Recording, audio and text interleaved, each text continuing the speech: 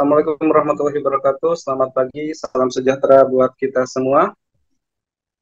Saya langsung aja pakai kutipan, kebahagiaan bukanlah sesuatu yang sudah jadi. Kebahagiaan berasal dari tindakan Anda sendiri. Nah, ini mengingatkan kata-katanya pada Jim Kwik. Kalau Jim Kwik mengatakan bahwa semangat bukanlah apa yang Anda miliki. Nah, sama, kebahagiaan juga bukan apa yang kita miliki, melainkan kebahagiaan adalah apa yang Anda lakukan. Jadi, untuk mencapai kebahagiaan perlu ada usaha. Kebahagiaan bukan sesuatu yang diam saja tanpa melakukan apapun, tapi ada usaha. Nah, hari ini saya akan berbagi tips dari NLP bagaimana cara menangani kondisi-kondisi di mana ada satu kondisi kita mengalami perasaan tidak nyaman, tidak tenang.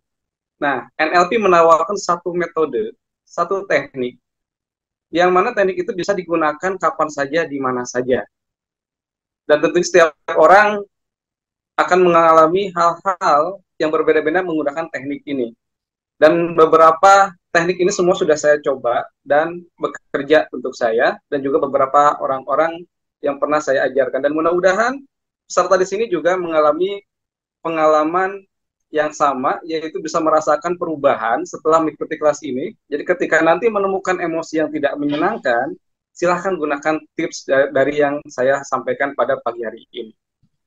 Oke, bagaimana perasaan Anda saat ini? Ini adalah perasaan yang umum ya, dialami hampir setiap orang ya. Merasa begitu rendah, tidak bisa melakukan hal yang benar, saya tidak pernah benar-benar bahagia, aku hanya berpikir tentang kebahagiaan, tapi tidak pernah benar-benar bahagia. Mungkin juga ada suara-suara yang mengatakan, saya tidak layak bahagia. Ini adalah suara-suara yang paling akrab, yang sering kita dengar di dalam batin kita. Nah, hari ini saya perkenalkan diri saya dulu. Nama saya Niko Ahmad Supriyadi. Saya seorang trainer hipnosis dan hipnoterapi, dan juga dari Neo NLP Society. Kemudian trainer NLP Coach, dan juga trainer aktivasi daya ingat.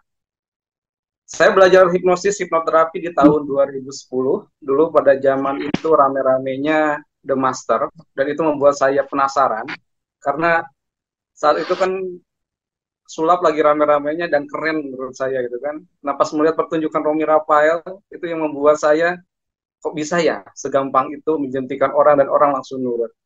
Dan pada akhirnya 2010 saya memutuskan untuk belajar dari Indonesia Board of Hypnotherapy.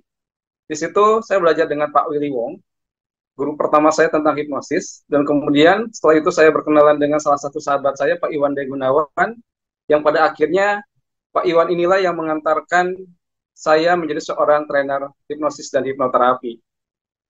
Dan Pak Iwan lah yang pertama kali mengajarkan saya pembelajaran hipnosis internasional. Jadi alhamdulillah saya belajar hipnosis internasional dari NGH itu tanpa mengeluarkan biaya sepeser pun. Dan itu biayanya kalau bayar lumayan, sekitar di atas 20-an.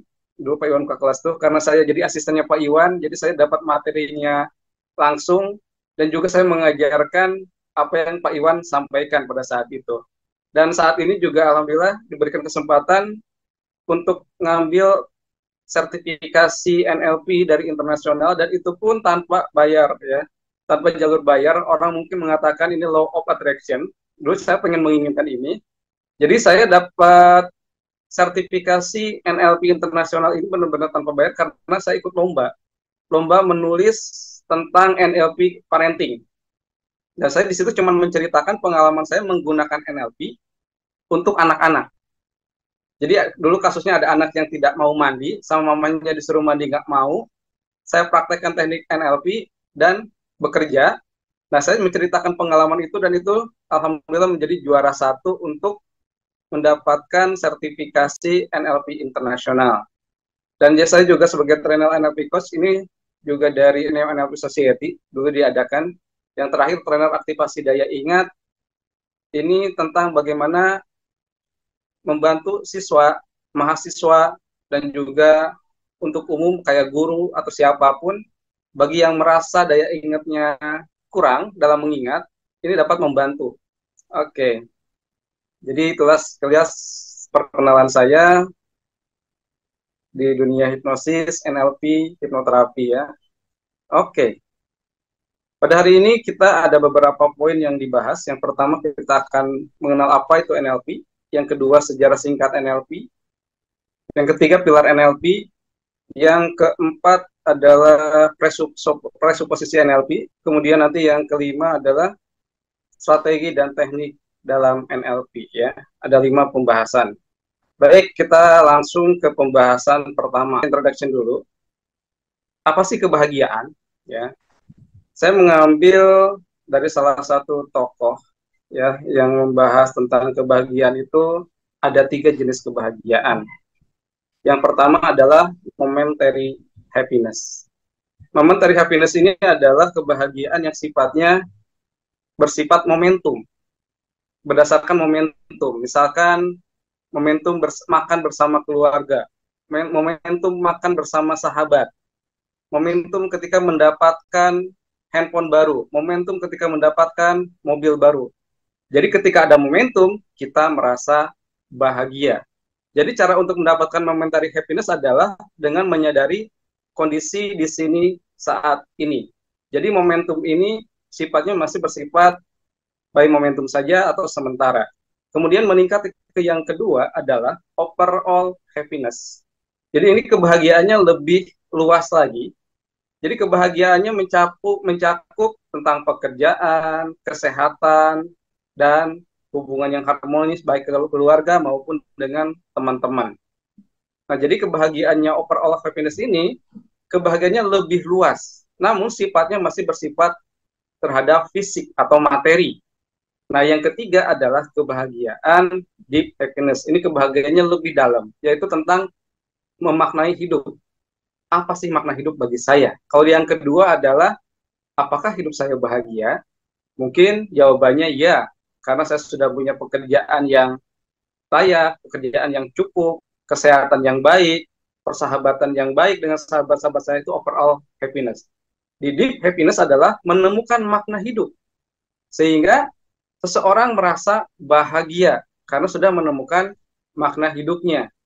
Nah, di deep happiness lebih kepada pengalaman ke dalam batin atau rasa syukur yang lebih mendalam. Sehingga saya simpulkan, ada 2 jenis kebahagiaan. Ya, yang pertama adalah outside happiness.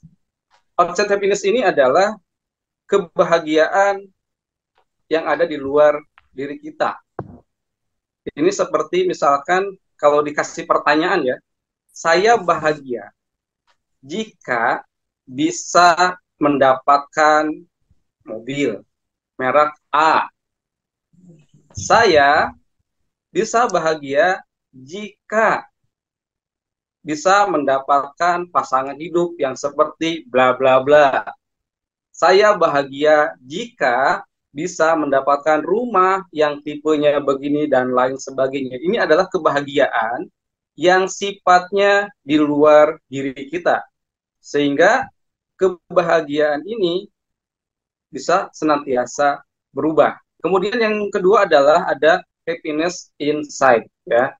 Kebahagiaan di dalam diri.